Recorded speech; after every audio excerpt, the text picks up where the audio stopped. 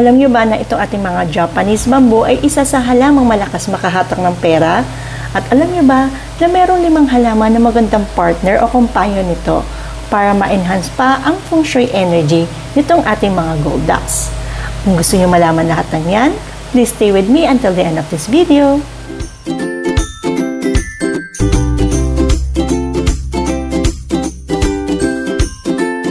Besh, kamusta po kayo? Welcome back po sa aking channel. Last time po ay pinag-usapan natin itong ating Japanese bamboo.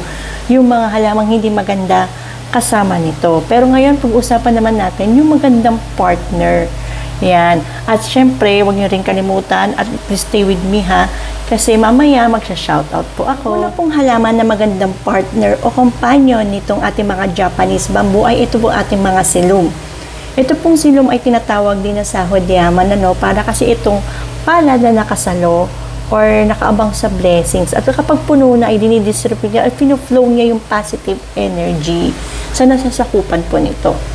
At itong ating mga silum, madalas nyo makikita yan sa mga business establishment like malls, marami yan sa Ayala Circuit, nakita ko yan, nung naglalakad kami doon. Tapos ano pa, sa mga clinic, meron din yan sa mga Chinese restaurant. Naku, mas marami yan sa Chinese restaurant. Pero mas, ito, mga ganito, mga Japanese bamboo din, tapos kasama ng mga silum natin. Meron din sa mga bangko, yan, ano pa, yung mga clinic yan, yung mga establishment.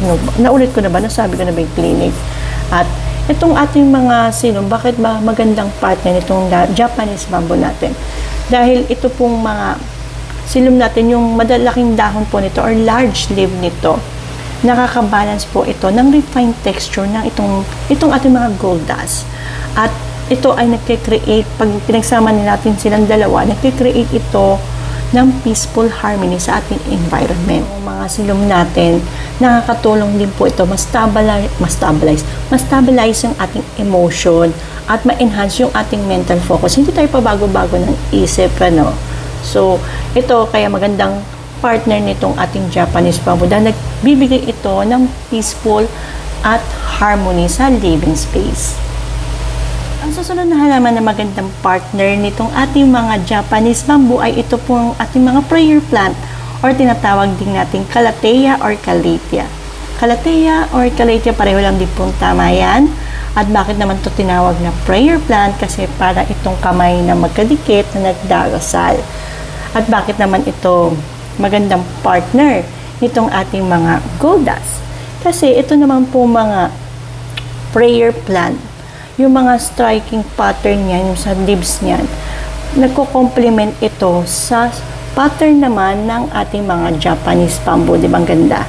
Yan.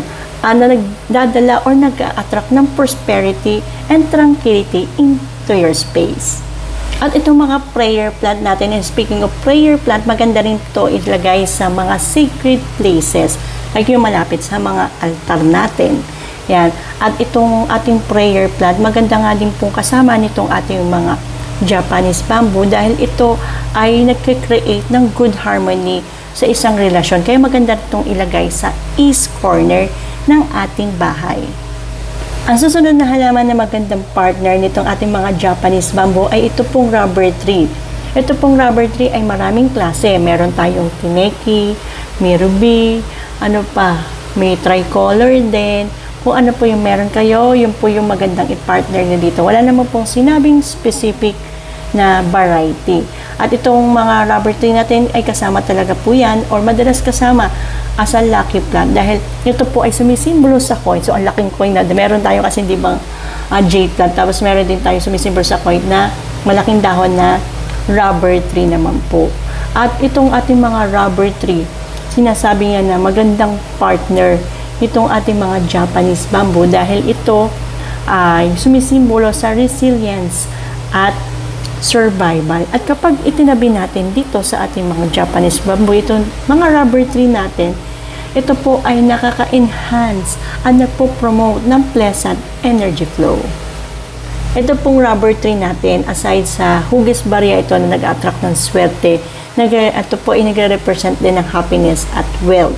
At magandang ilagay ito sa mga sharp corners ng inyong establishment o ng inyong bahay. Laman na magandang partner nitong ating mga goldas ay ito naman po mga flamingo flower or tinatawag din nating anthurium. Itong anthurium maraming klase ha.